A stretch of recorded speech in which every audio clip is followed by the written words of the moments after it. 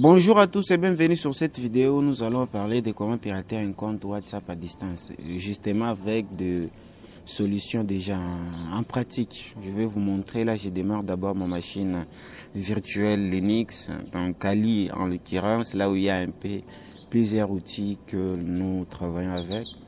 Bon, passons aux explications. Pour arriver à pirater un compte WhatsApp à distance, il faut analyser des questions très importantes.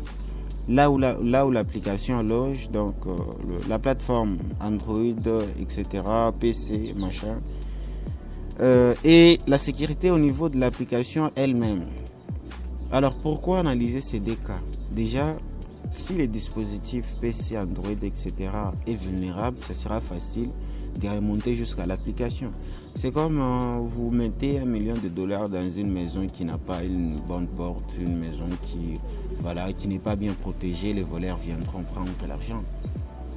Et au niveau de l'application elle-même, c'est justement sa manière de protéger la communication, de manipuler les images, de gérer certains fichiers, de partager, etc. etc. Est-ce que c'est fiable? Bon, à ce titre-là, je crois que je vous ai montré une de mes vidéos seulement sur cette chaîne YouTube qui veut répertorier un peu les failles découvertes dans l'application WhatsApp. On va essayer de voir et comprendre cela. Les vulnérabilités, importantes failles, voilà. Nous sommes sur un site WhatsApp, c'est pas du français, non. WhatsApp, comment une importante faille de sécurité dans son application Windows. Bon. Ça, c'est justement pour Windows. Pour Windows, mais si on peut regrouper cela d'une manière un peu directe, je peux passer par ChatGPT. Bon. Tu peux me donner... Bon, lui il va essayer un peu de me regrouper cela par sa manière, sa capacité de synthétiser. Donc là, il me dit vulnérabilité connue sur WhatsApp version précédente. Vulnérabilité liée aux appels VoIP. Donc, aux appels VoIP, quand vous parlez à quelqu'un, donc il y a une vulnérabilité. Il y a un CVE. Un CVE, c'est ce fichier qui décrit cette vulnérabilité, voilà. Donc, c'est justement, les gens se sont concentrés par la manière de fonctionner de WhatsApp. Donc ils ont regardé est-ce qu'il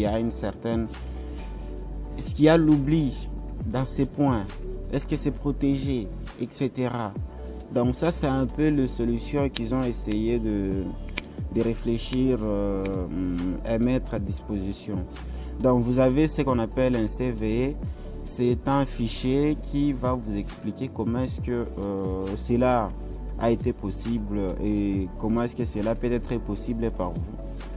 Justement, ça s'attaque à une version très passée. Vous voyez, déjà on était en 2019. Donc tous les WhatsApp de 2019 étaient vulnérables avant bien évidemment qu'on puisse corriger. Alors ici nous avons falsification des messages, spoofing. Cela exploite la manipulation des protocoles XAMPP. Et on est arrivé à ce CVE aussi qui nous explique lien vers un fichier malveillant GIF. Donc en envoyant un fichier malveillant GIF infecté, on pouvait prendre le contrôle d'un compte WhatsApp. Donc vous pouvez permettre à un attaquant d'exécuter du code à distance sur les anciennes versions Android. Fuite des données via WhatsApp Web. Plusieurs failles web pouvaient permettre de voler les fichiers envoyés, le vol des sessions, l'extraction des numéros ou métadonnées, voilà. Exemple, faille XSS. Après cela, nous sommes sur le cinquième point. Exploit de la base de données locales, route nécessaire. Si un attaquant a un accès physique ou router un téléphone, il peut accéder à la base de données SQLite contenant le message, voilà. Vous avez cette base de données qui est cryptée, chiffrée, mais la clé privée est extraite si l'appareil est compromise. C'était d'ailleurs dans le sens où abondait ma vidéo sur le logiciel à installer pour pirater, à espionner un compte WhatsApp. Le phishing via profil, groupe, etc. Création d'un groupe WhatsApp avec les noms d'apparence normale utilisés pour envoyer des liens malveillants. spoof le nom numéro de certaines dans certaines conditions interface web. Voilà. Désactivation d'un compte à distance. En 2019, un chercheur a montré qu'il était possible de désactiver le compte WhatsApp d'un utilisateur en tentant plusieurs connexions avec un mauvais code, puis en envoyant un mail WhatsApp pour désactiver les comptes sans vérification suffisante côté serveur. Donc ça, tout de suite, c'est une faible validation d'entrée au niveau du serveur. Bon, vous avez là un peu les questions qui se sont posées de la manière de communiquer car WhatsApp, et on est arrivé à découvrir les failles pour pirater ses comptes, etc., etc.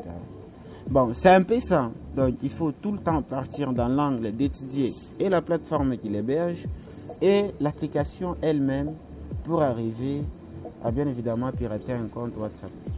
Ici, je vais vous faire un petit tour sur ma chaîne YouTube. Vous allez voir des vidéos que j'ai tournées qui cadrent avec l'aspect d'analyser un compte WhatsApp, d'analyser un téléphone. Oui, voilà.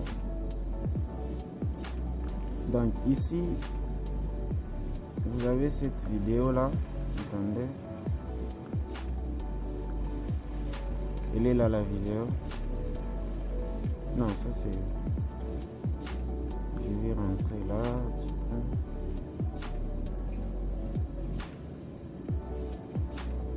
Elle est là la vidéo. Elle est là la vidéo. Ici on vous montre tous les aléas pour... bon, celle-ci elle pointait sur la vidéo que voilà, j'avais fait j'expliquais juste. La vidéo elle est là. Un peu comme ça lorsqu'on y accède aussi. Donc ici, avec les droits de l'application, vous pouvez directement arriver à inspecter la petite base de données SQLite au niveau du téléphone de la victime. Est-ce qu'elle va nous lire tout ce qui s'y trouve. Voilà, merci beaucoup. Ça m'a été un grand plaisir de partager ces connaissances. J'espère que nous allons nous retrouver sur notre type de vidéo avec... voilà, merci beaucoup.